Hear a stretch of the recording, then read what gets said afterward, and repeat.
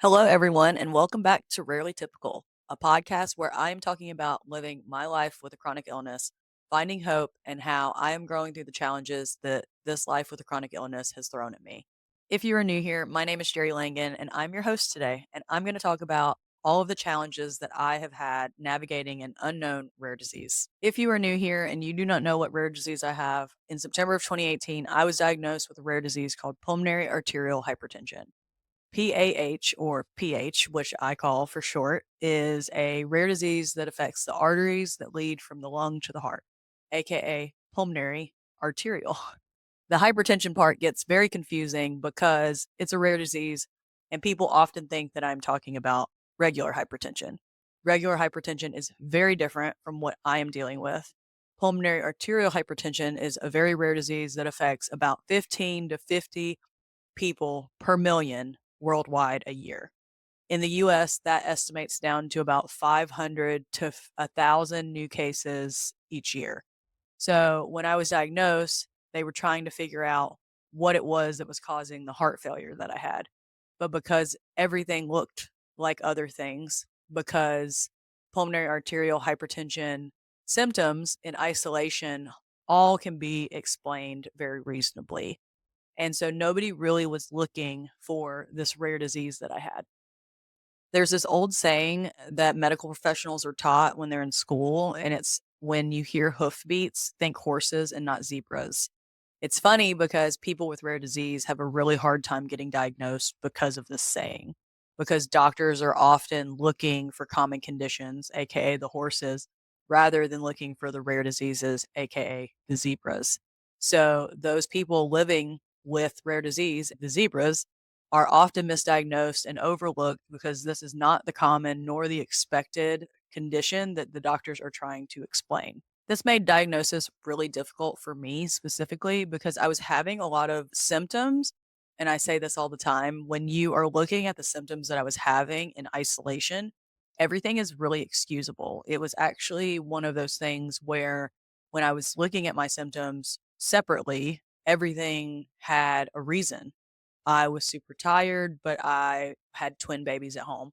I was having a hard time breathing because I was out of shape. I was gaining weight, but I was also out of shape and not working out. And so when you look at the symptoms that I was having, everything looked like it should have been normal. There would have never been a thought in my mind that all of these symptoms were a rare disease. But when you look at all of the symptoms in a whole picture instead of in isolation, you realize that, wow, there really was something wrong. And it was crazy that we didn't see it at the time. It's funny because I share my story all the time, so if you are not new here and you have heard my story 1,000 times, there is a part that I don't really talk about because it's really difficult to explain, but I'm gonna talk about it here because this seems to be the place for it. So, when I was originally seeking a diagnosis, we moved from North Carolina to Colorado, and being in Colorado was obviously very difficult for someone with pulmonary arterial hypertension, and especially because I didn't know that's what I had. But I was having all of these, like, really weird symptoms all at the same time, and you guys have always heard that I was gaining weight and I was having trouble breathing and that I was super tired. But one of the things that I usually skip over because it's, like, weird, and when I talk about it, it doesn't really make sense, but it really was a big part of my story because the medications that I was taking were actually exacerbating my pulmonary arterial hypertension symptoms. When we first moved there, I was started having all of these like sinus infections, and I had never had sinus infections in my life. So at first, I really didn't know what it was, and I just knew that my face hurt. And I thought that I was having these like crazy allergies. And if you look back at text messages from 2018, because I'm sure some of my friends still have those, I used to say all the time, like, I thought that I was allergic to the state of Colorado. And why that is important is because I went to multiple urgent cares and I went to see multiple primary doctors trying to get an explanation or medication that would fix these crazy allergies that I was having. And I went to an urgent care and I saw this lady, and I actually saw her twice. And what I think is funny about that is that when she saw that I was having all these allergy symptoms, I had a dry cough, and the dry cough, I think, was what was leading me to go to the doctor. but my husband had never known me without the dry cough. So I don't know why it was at the time that I thought this dry cough like could be cured all of a sudden, but I guess it got worse. And I went to the doctor and I was asking her like, is there anything that you can give me for this?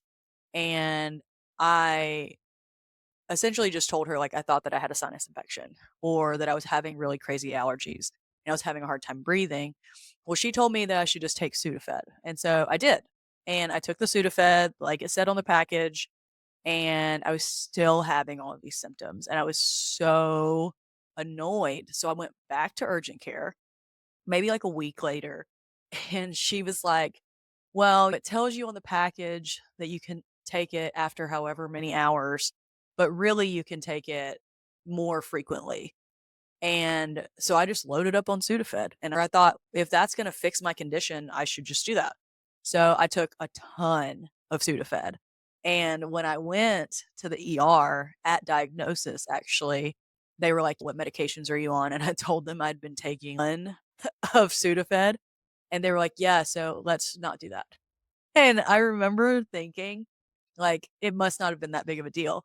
But eventually, like, further down the road when I finally got diagnosed, they were like, "The Sudafed definitely made everything worse." And honestly, she was probably just treating me the way she thought she should treat me based off of what I was telling her. So, yes, there was miscommunication on both fronts, but at the same time, she obviously was not looking for a rare disease out of this sinus allergy problem I was having. So, I'm treating all my allergy symptoms with this Sudafed. And it's funny because Dr. H was like, "I think you're overdosing on it." But looking back, I just was doing what this doctor told me to do. But then I was also having all of these symptoms that were not easily explainable by allergies, being tired all the time, being short of breath, weight gain. Those things did not make sense when you explained it with allergies. So then I started thinking, like, maybe I'm pregnant. And it's funny when I look back at it and I think that was silly of me because I took pregnancy tests and they were all negative. But at the time, if you isolate all of those symptoms or if you isolate like a handful of them together, sure, those are symptoms of pregnancy. And I had just had kids and I thought, well, maybe I'm just pregnant again. I'm like one of those moms that got pregnant in less than a year after she had given birth. I took all of these pregnancy tests and they were all negative, and I went to my primary doctor and I told her that I thought I was pregnant and I explained all of my symptoms. And she was like, "Well, we can do blood work and test out and see if you are pregnant. We can test for other things and see what's going on." And it was just so funny because nobody really had an explanation for what I was dealing with. And they were just going off of what I was telling them. So I think it was a perfect storm of sorts. When you look at everything in hindsight, you like laugh, but it was also not very funny. It was very serious, and all of those symptoms looked like the things I was explaining to myself, but I do feel it probably was important that the doctors did not just take what I was saying, but they should have looked at it as a whole instead of looking at it in the small things that I was telling them. But they don't know what you don't tell them, and then you don't know because you're not a medical professional. So it was just a conundrum. And then we obviously were not looking for rare disease in my household. So when I was having all of these issues, I remember Jason and I still laugh about this, but I was telling Jason I was having all of these issues. I was gaining all of this weight. I was exhausted and I felt so out of shape. And he told me that he would work out with me. He told me I should go for a run or I should, work out with him or whatever it was. And we just laughed because I really just thought I was out of shape. I thought that I was postpartum. I obviously didn't work out the entire time I was pregnant, and it had been a little over a year since I had the boys, and I had not gotten back into it. So I thought, I'm just out of shape. This is postpartum body. This is what it feels like to be postpartum. This was obviously my first time being postpartum, so I didn't know any better. And so I signed up for a yoga class. And let's just say yoga did not cure my rare disease, nor did it actually help me in any way because I was an undiagnosed rare disease patient and I was just trying to figure it out. And bless my husband because he still feels terrible to this day, almost 7 years later, that he told me that I should go for a run. So when I eventually did get diagnosed with the heart failure, which is what led me to go to the ER to begin with, when I got there and I was explaining to them all of the things that I was having, and they were looking for a reason for the congestive heart failure, it took weeks. It took weeks. When I got there, I thought maybe I would be there for a few days. This is also as somebody who had never been diagnosed before, did not have any serious conditions before this. So they diagnosed me with heart failure and they were trying to find the origin of that. And my naive brain thought that I would be there for the day or maybe for a couple of days. I did not know how long it took to diagnose somebody with something. And I definitely did not understand the complications of figuring out what this rare disease would be. And I did not realize that I would be there for as long as I was. But I think I ended up being there the first time for, like, almost 2 weeks. I went from going in that morning and thinking I was gonna get out that afternoon to being there for 2 weeks without understanding that this is what the process looks like for somebody with a rare disease. This is how long it takes and how difficult it is, and this is how many tests it takes. I think I had multiple tests a day. I was in and out with the doctors all the time, and they were literally testing me and then retesting me and then retesting me, trying to figure out what it was that was causing this heart failure.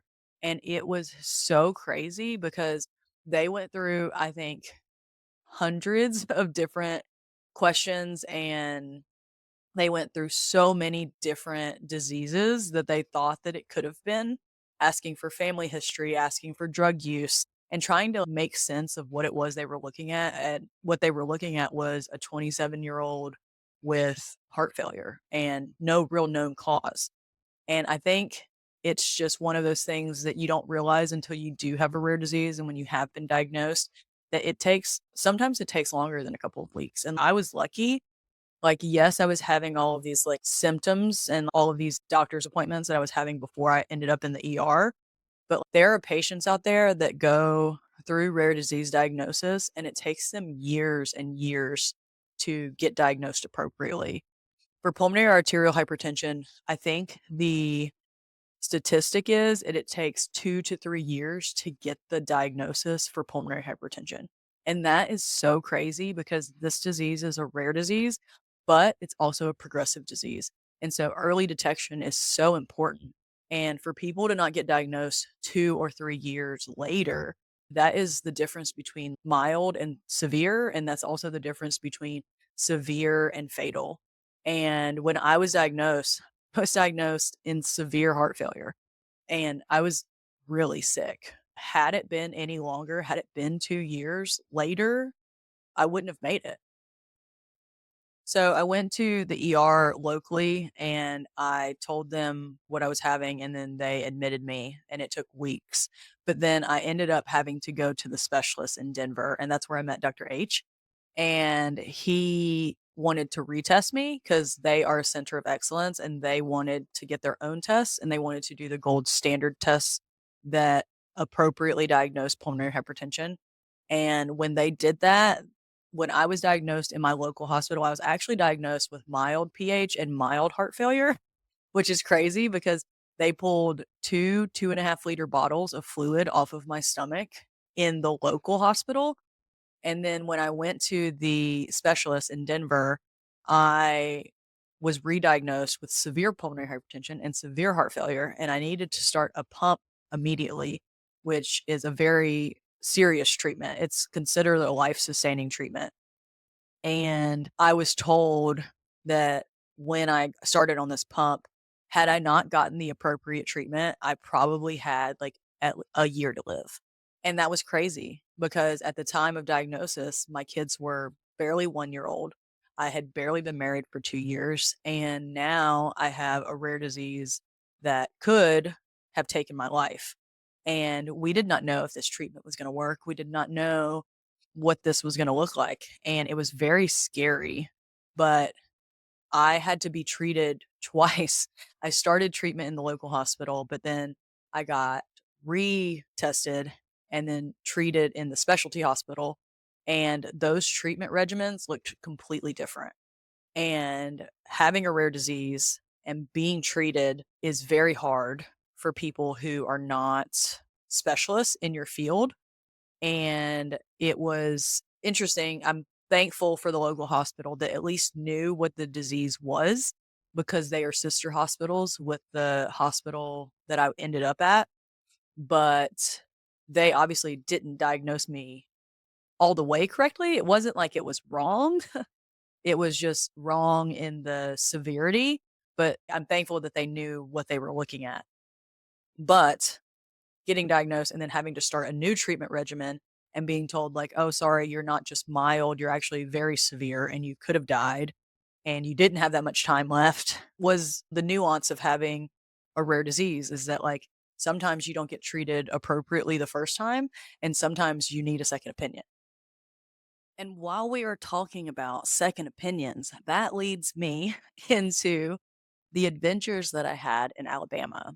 So after I was diagnosed, we ended up moving to a different state like 3 weeks later. And my husband was in the military and we moved to a remote area in Alabama.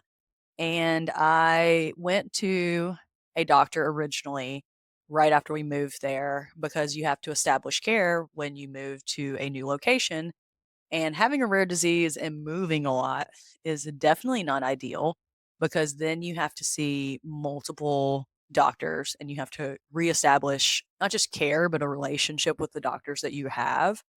And because of where we were very central to multiple locations. We were probably about 2.5 hours from two locations in Alabama, and then we were 3 or 4 from out of state locations. But at the time, being diagnosed and not knowing anything about healthcare and health insurance, I didn't know what it looked like if I could go across state lines or not.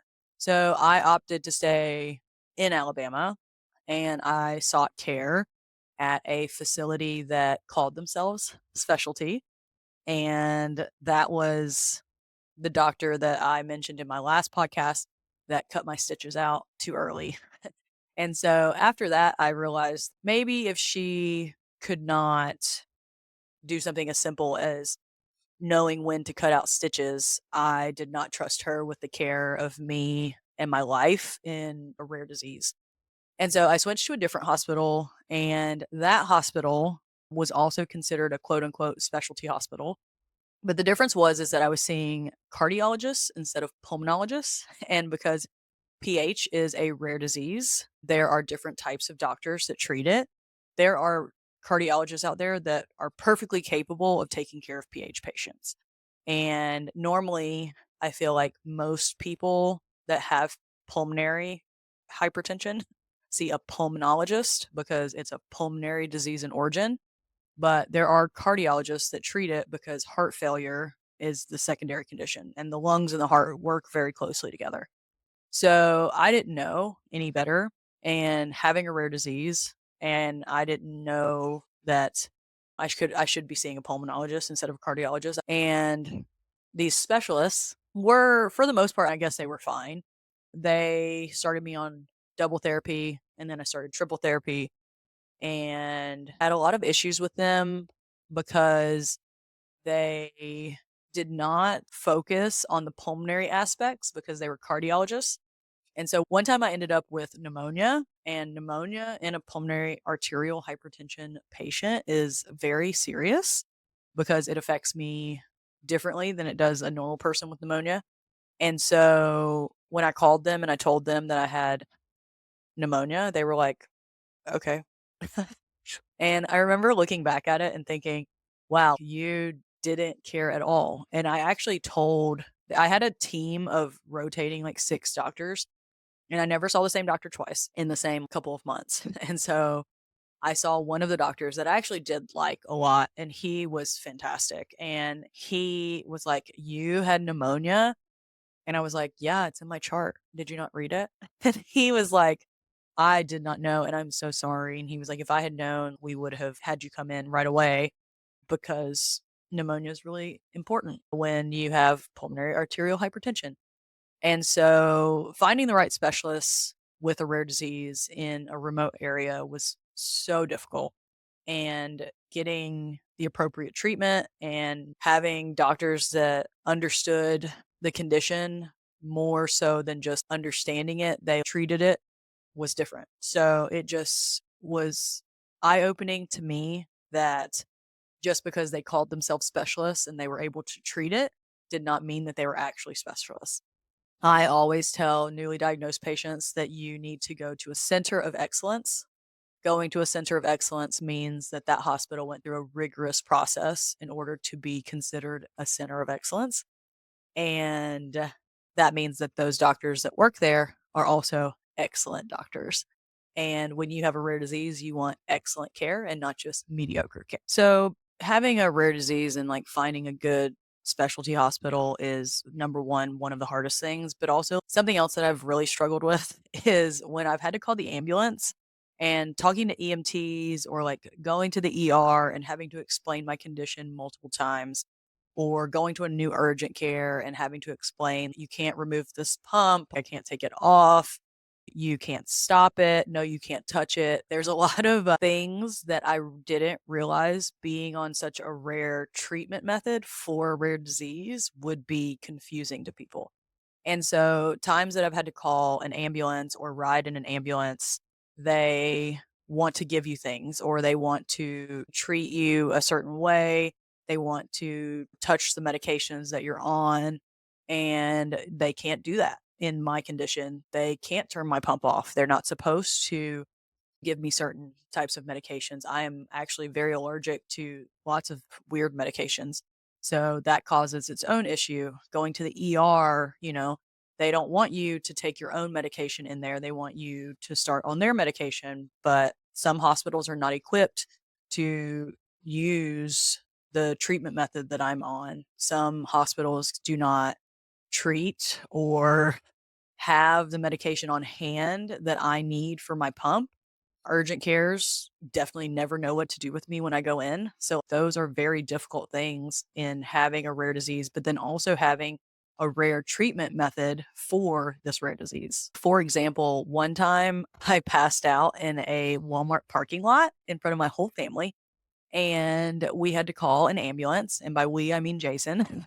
Jason called an ambulance, and the EMTs that arrived wanted to take me to a local hospital because we were about an hour and a half from Denver at the time, and I was barely conscious. I was barely making appropriate words because I'd been out for a little bit and I hit my head pretty hard.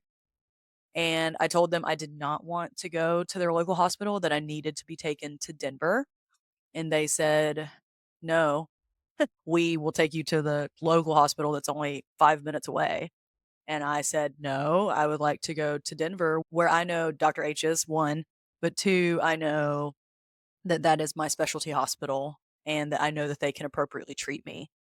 And these EMTs wanted to make sure that I knew that that was very far away and that the local hospital was, quote unquote, more than able to treat me because they were, I don't know, sister hospitals to the Denver hospital. And I said, "No, thank you. I would really like to go to Denver." And as they're asking me these questions, they are asking me about my pump and they're asking me why I can't turn it off and that kind of stuff. And I mentioned that I had pulmonary arterial hypertension, and they were like, "Well, everybody has hypertension," or something like that. And I remember thinking, if you can't even understand the fact that my pulmonary arterial hypertension is very different than regular hypertension, I do not want to go to your hospital. And that makes it really difficult, especially when you have a rare disease and you're barely conscious. Jason was there, but he was talking to the firefighters that showed up, and he was watching the boys, and the EMTs came in and they said, "Hey, tell your wife that she needs to go to the local hospital." And Jason, being the man that he is, was like, "You do whatever she tells you to do. And if she wants to go to Denver, that's where you're going to go." And it's funny because we actually ended up discharging from the ambulance and refusing a ride. And Jason actually drove me himself because they would not take me to Denver. And I needed to see a specialist because I had just passed out. And like that obviously is not very common for me. And I did not feel comfortable going to a local hospital that didn't know anything about me when I know that Dr. H is an hour and a half up the road. So we ended up driving ourselves. So to round up this podcast, I just want to make sure that I reiterate how important it is to advocate for yourself, especially when you have a rare disease, but also to make sure that I am highlighting how difficult it can be to navigate a rare disease when you are surrounded by medical professionals who have never heard of your condition, or if they have heard of it, they read 2 lines of it in their textbook when they were in med school. Talking to the local fire station, talking to your local EMTs about who you are, having a chain of command for emergencies when you are incapacitated and cannot tell the EMTs what you need is very important. Having medical tags on your bags, having a medical ID bracelet on your arm, having your ID updated on your phone, all of those things are just measures that you can put into place to make sure that you are safe when something happens. I have had many situations where it was definitely not in my best interest to do something that an EMT or a local urgent care was telling me to do. And I was lucky that I was able to articulate those things or those concerns and make my own decisions. But sometimes people can't do that. So it is important to have plans when you have a rare disease. And it is also really important to familiarize yourself with the local EMTs that would be responding if something happened to make sure that you are looking at where you're going and doing research on the hospital that would take care of you if something were to happen, if you're, say, on vacation or you're traveling. I always do recon on where we are and look at the hospitals around and what hospitals would be equipped to take me if something were to happen to me or my pump or whatever the case may be. So I just want to make sure that you guys understand and so that you can see examples of what it sounds like or looks like to have a rare disease and how difficult it can be to navigate sometimes. So I want to round out this podcast and say thank you for being here and listening today. I hope that this podcast resonated with you. Even if you don't have pulmonary arterial hypertension, I hope that it will resonate with anybody with rare disease or chronic illness. If you loved it, please subscribe. You can find it on Apple Podcasts. You can find it on Spotify. I'm so thankful that you're choosing to be part of my journey and listen to my examples. But I also hope that this can explain to a lot of people how some of the difficulties with rare disease are completely unknown until you are actually dealing with it yourself. So until next time, friends.